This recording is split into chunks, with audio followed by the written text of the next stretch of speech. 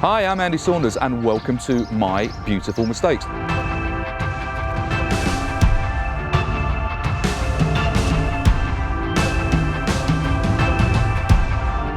So we just walked up to your childhood home. Yeah. And it's great. I mean, what an amazing place if you're a drummer to be in the middle of nowhere where you can make as much noise as you want. Yeah, it was good. It was good.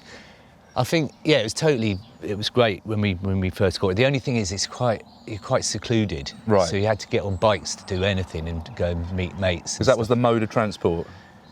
Yeah, pretty much bikes, walking.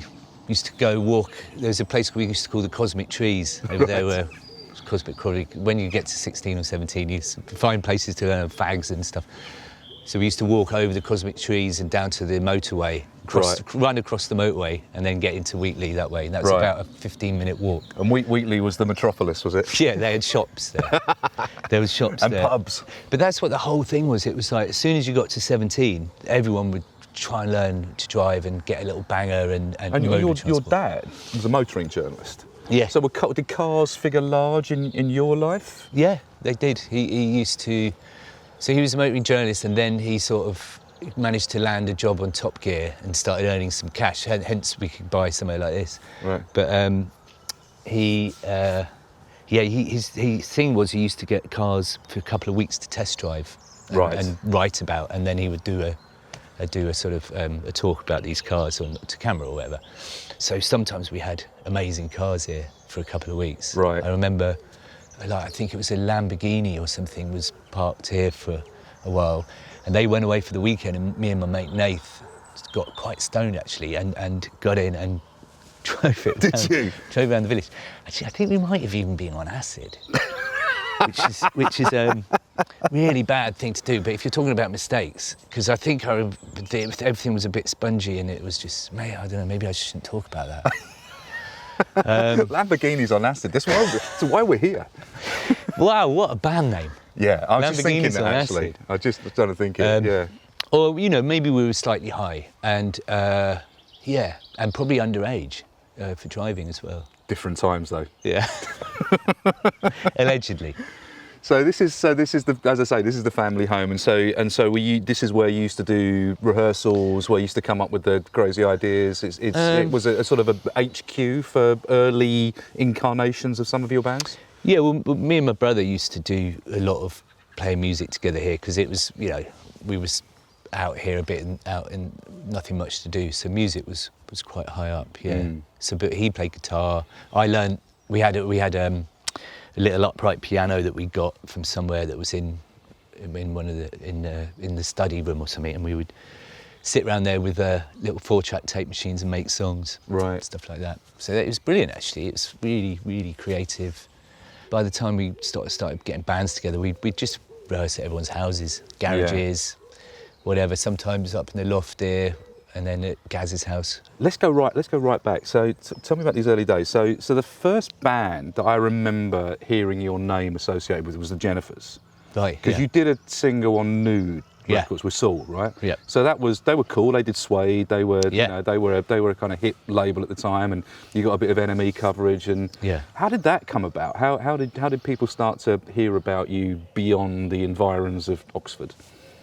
I think by that time we were quite a strange band. It was my brother Gaz and a guy called Andy Davis who played bass, and we managed to sort of get out and do some gigs in Belgium and stuff like that. Had some really strange times, some brilliant times actually, with a sort of us four in a transit van with our tour manager Mark Taylor, and we'd sort of take various people from Wheatley. We knew Danny Campbell did the lights once, and he's sort of crazy. And we would just sort of have the best time, but sort of overdo it and drink too much on the way out. I remember going through the border from France to Belgium or something, and there was already loads of puke and vomit down the side of the van, because I think we just were so overexcited. We drunk loads of beer, and probably Danny Campbell had thrown up down the side, and the guy was sort of, the border was kind of looking at our van and looking at us, and I remember him rolling windows, just like, "Excusez-moi, la vomit, pardon," and stuff. And we then just went, and we were like a bunch of kids who were just you know, free. And but those early days when you were jumping in the van and the transit, what were your ambitions? What were you thinking in your head? This is a bit of a lark, and then we'll go back to our normal lives, or this is me now. I'm going to be. Yeah, no, I thought this is what it is going to be. But I guess in the Jennifers, our ambitions were to be sort of #1 in the indie charts or something like that. Right. You know, I don't think we had too grandiose sort of ambitions, but. Did it go to your heads, getting signed and being in the with music Jennifers? papers? Yeah. Because you were very young. We got. I think it was more locally in Oxford. It sort of went to our heads a bit more. Then we could go to the pub and people might recognise you a bit, and it was just a really, really free, good time. And a lot of our sort of early Supergrass kind of songs from me and Gaz would come out of situations like that, you know. Let's go and have a look at the loft, because you know I want to see. While we're here, we should have a quick look. It's funny. Let's go and have a look at some of the the cave paintings.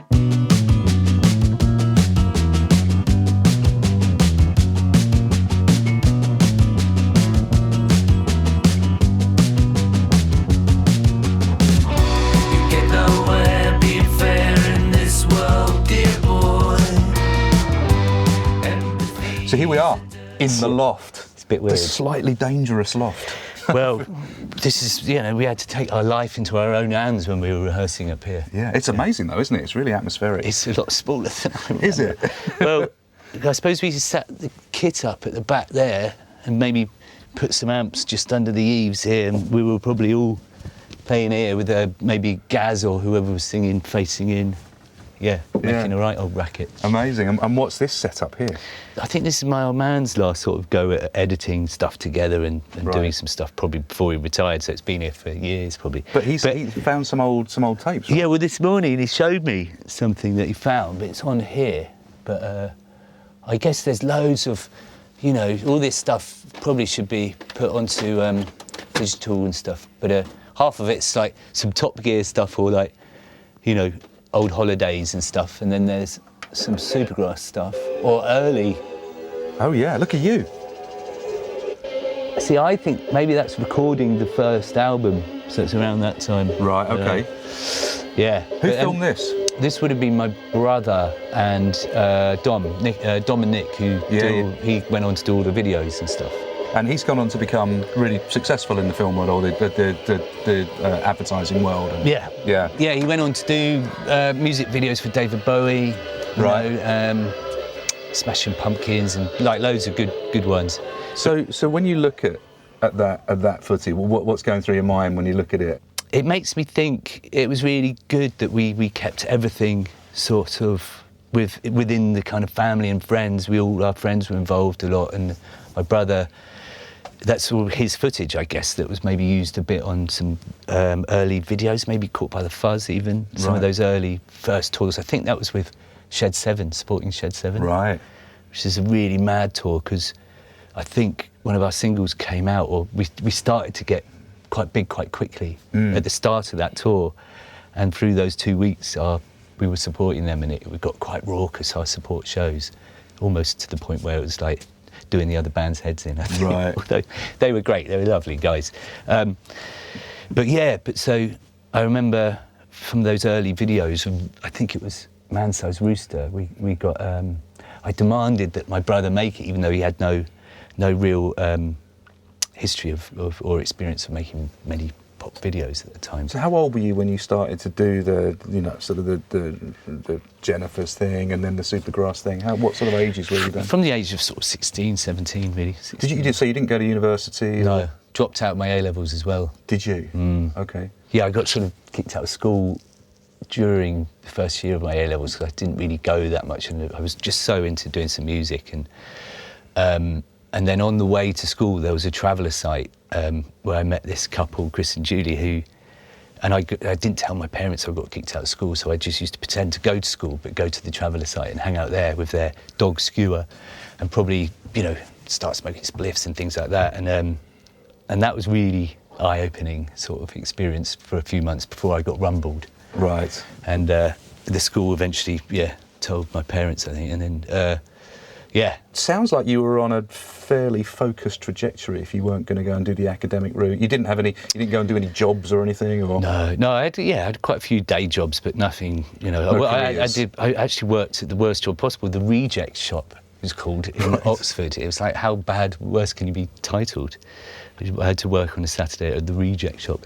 But a few little dead-end things. I worked as a dinner lady at a school for a while. Did you?